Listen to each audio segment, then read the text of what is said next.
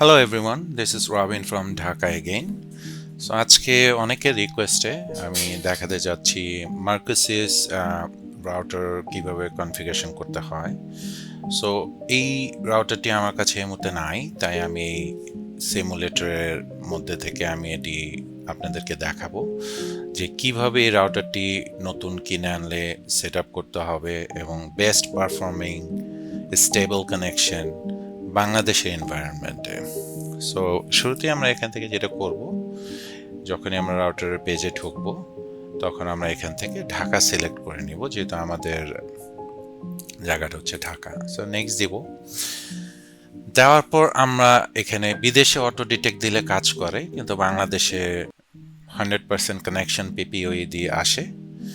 আর dedicated internet নিলে static IP দেয়। So static IP হলে আপনি স্ট্যাটিক আইপিতে সিলেক্ট করবেন। আর যেহেতু বেশিরভাগই হোম ইউজাররা এই রাউটার ইউজ করেন, পিপিও দিয়ে দেখাচ্ছি। নেক্সট দিবেন। নেক্সট দেওয়ার পর আপনাকে যে অ্যাডমিন ইউজার নেম এবং পাসওয়ার্ডটা বলবে সেটা দিবেন। এগুলো আপনার এখন ধরার দরকার নেই, এগুলো হচ্ছে আপনার অ্যাডিশনাল পোর্ট কনফিগারেশন।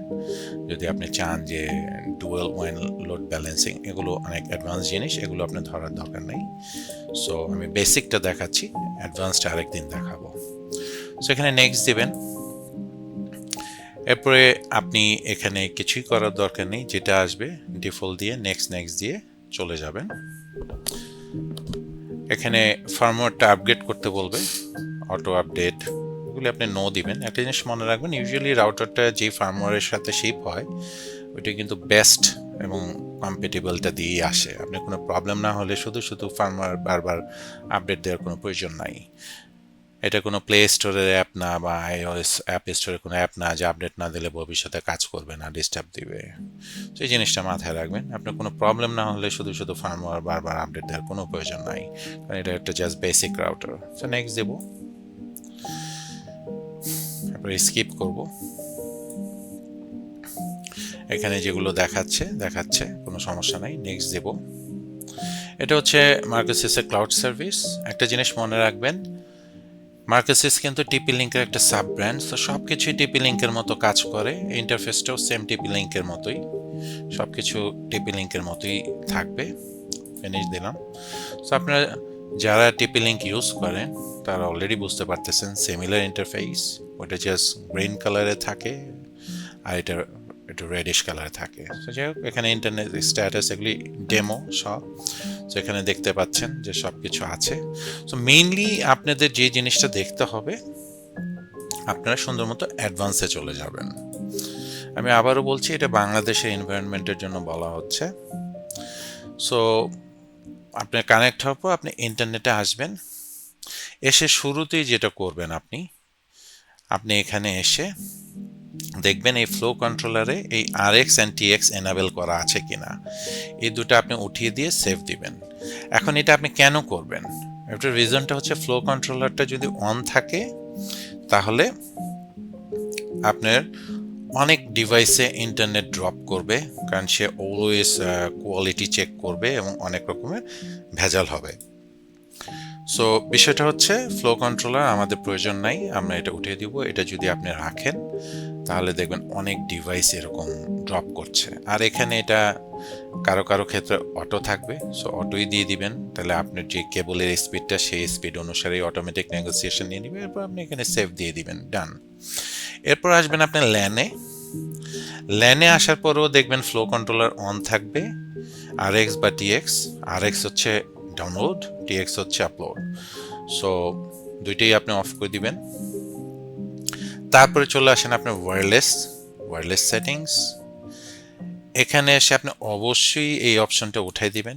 এটা যদি আপনি উঠে না দেন, এটার মানে এটা হচ্ছে কি, টার্গেট ওয়েক টাইম অ্যালাউস, মানে এটা হচ্ছে আপনার ব্যাটারি সেভ করবে আপনার মোবাইল ডিভাইসগুলোর। সো এটা সেভ করতে গেলে দেখা যায় অনেক সময় হোয়াটসঅ্যাপে মেসেজ আসতে দেরি করে, মেসেঞ্জারে দেরি করে, কোনো দরকার নেই। ওটুক ব্যাটারি সেভিং দিয়ে কিচ্ছু যায় আসে না। 2.4 GHz এনেবল করবেন। এখানে আপনার পছন্দ মতো SSID দিবেন, সিকিউরিটি সিলেক্ট করবেন সবসময় WPA2 বা 3, আপনি 3 দেওয়াই ভালো, 3 দিবেন। যেহেতু এটা ওয়াইফাই 6 রাউটার, 3 দিবেন।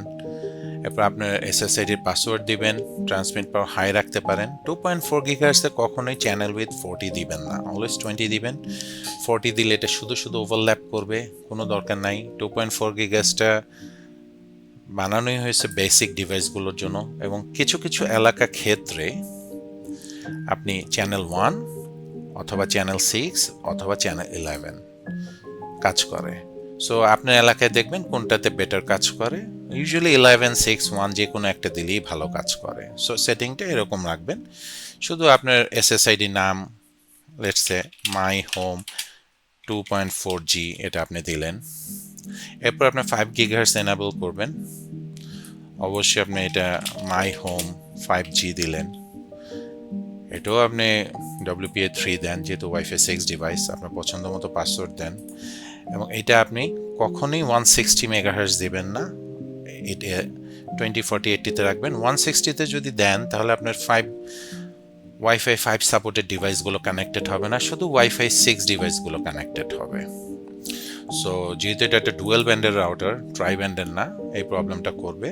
আমি জানি না কোনো কোম্পানি ফলব্যাক সিস্টেমটা দেয় নেই যে আমি 160 মেগাহার্টজ সিলেক্ট করব, প্যারালালি 80 and 160-তেই কাজ করবে, ওইটা দেয়নি, কারণ ওইটা দিলে তো ট্রাই ব্যান্ড হইতে হবে। সো এখানে একটু মার্কেটিংয়ের খেলা। সো 80 মেগাহার্টজ দিবেন, এটাতেও 1 গিগাবিট স্পিড পাওয়া যায়। চ্যানেলটা দিবেন সবসময় 149 or আপ। এখন এটা যেহেতু ডেমোতে আমি এর বেশি দেখাতে পারতেছি না, কারণ এটা কান্ট্রিটা ইউরোপিয়ান কান্ট্রি সিলেক্ট করে রাখছে, আমি চেঞ্জ করলেও চেঞ্জ হবে না। সো আপনি যদি 149 অথবা এর বেশি না দেন, তাহলে বাংলাদেশে অ্যান্ড্রয়েড ডিভাইসগুলো কানেক্ট হবে না, 5 গিগাহার্টজ খুঁজে পাবে না। স্পেশালি স্যামসাং আর ভিভোর কোনো ডিভাইস খুঁজেই পাবে না, এটা মাথায় রাখবেন। সো 149 বা 157, 161, হোয়াটএভার ইট ইজ, 149-এর উপরে যেগুলো আছে সেগুলো দিবেন, দিয়ে এরপরে সেভ করবেন। সেভ করলে আপনার আর কখনোই কোনো ইন্টারনেটে প্রবলেম হবে না। এরপরে আপনি কিউএস আসবেন, অবশ্যই এটা ডিসেবল করে দিবেন। এইটুকু রাউটারে এত কোয়ালিটি অফ সার্ভিস চালানোর কোনো প্রয়োজন নাই। একটা কোয়ালিটি অফ সার্ভিস তখনই চালাইতে হয় যখন টু মেনি ডিভাইস কানেক্টেড, একজন এটা করছে, একজন ওইটা করছে, আপনি চাচ্ছেন এর বেশি ডাউনলোড করতে দিবেন না, এর বেশি আপলোড করতে দিবেন না, এই ডিভাইসকে অফ করবেন, একে প্রায়োরিটি দিবেন, তখন এগুলির কোনো দরকার নেই। এগুলি দিতে গেলেই ঝামেলা হয়ে যায়। সো এই কিউএসটা অফ রাখবেন, দ্যাটস ইট। আপনার আর কোনো কিছু করা লাগবে না, এত ফার্মওয়্যার বারবার আপডেট দিতে হবে না। যদি আপনার ম্যাশ সিস্টেম না হয়, এটা টার্ন অফ করে দিবেন, কোনো দরকার নাই। এরপরে কিউএস অফ করলেন। সো আবারও আমি দেখিয়ে দিচ্ছি। সো নেটওয়ার্কে এসে এই ইন্টারনেট, এখানে এসে অবশ্যই RX and TX অফ থাকবে। এরপর ল্যানে যাবেন, এখানেও অফ থাকবে, এবং আবার আমরা ওয়্যারলেস সেটিংয়ে চলে আসলাম। সুন্দর মতো আমরা এটা উঠে দিব, এবং অবশ্যই OFDM-এ এনেবল থাকতে হবে। স্মার্ট কানেক্ট আমরা ইউজ করব না, এটা ইউজ করলে অনেক প্রবলেম হয়, প্রয়োজন নাই। সো 2.4 গিগাহার্টজে আমরা দেখালাম, 20 থাকবে, চ্যানেল 11 থাকবে, 1 or 6, আর 5 গিগাহার্টজে যে আপনি অবশ্যই 80 মেগাহার্টজ রাখবেন, চ্যানেল 149 or আপ রাখবেন। এটা ডেমো, এর জন্য এখানে নাই, সো এর জন্য আমি দেখাতে পারলাম না। আর অবশ্যই এগুলো WPA3 দিবেন, কারণ যেহেতু এটা obviously Wi-Fi 6 or WPA3 supported, why not, আমরা এটা ইউজ করব। So that's all. এরপর যদি আপনাদের কোনো রকম কোয়েশ্চেন থাকে করবেন, আর মনে রাখবেন যে এই সেম ফার্মওয়্যার কিন্তু টিপি লিঙ্কেরও। সো দুইটাতে সেম সেটিং, সেম স্টাইলই করবেন। এরপরে যদি আপনাদের অ্যাডিশনাল কিছু প্রয়োজন হয়, এই ভিডিওটা বানানোর মানে হচ্ছে যে কীভাবে বেসিক সেট আপটা করবেন, এবং এই ওয়াইফাইয়ের এই 2.4 গিগাহার্টজ এবং 5 গিগাহার্টজের এই সেটিংগুলো প্লাস ফ্লো কন্ট্রোলার, এগুলো যদি অফ থাকে, আপনার রাউটার অলওয়েজ স্টেবল থাকবে, ম্যাক্সিমাম পারফরমেন্সে অলওয়েজ কাজ করবে, কখনো কোনো সমস্যা করবে না। এটাই হচ্ছে এটার মেইন উদ্দেশ্য দেখানো। এছাড়া এখানে অনেক ফাংশন আছে, গুগল করলেই বুঝতে পারবেন, বাট এই জিনিসগুলো কেউ বলে না, এর জন্য আমি বলে দিলাম যাতে কোনো রকম প্রবলেম না হয়। আপনাদের সবাইকে ধন্যবাদ, ভালো থাকবেন। যদি ভালো লাগে চ্যানেলটা সাবস্ক্রাইব করবেন, আর নেক্সটে যদি অ্যাডিশনাল কোনো ফিচার্স বা অন্য কোনো ডিভাইস নিয়ে দেখতে হয় আমাকে জানাবেন। ধন্যবাদ।